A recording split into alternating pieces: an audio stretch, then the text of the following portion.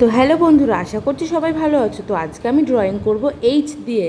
তো দেখো, সবার ফার্স্টে আমি এইচটা এখানে লিখে নিলাম। তো তারপরে আমি খুব সহজভাবে এখানে আইসক্রিম ড্রয়িং করব। তো পুরো ভিডিওটা দেখে নাও।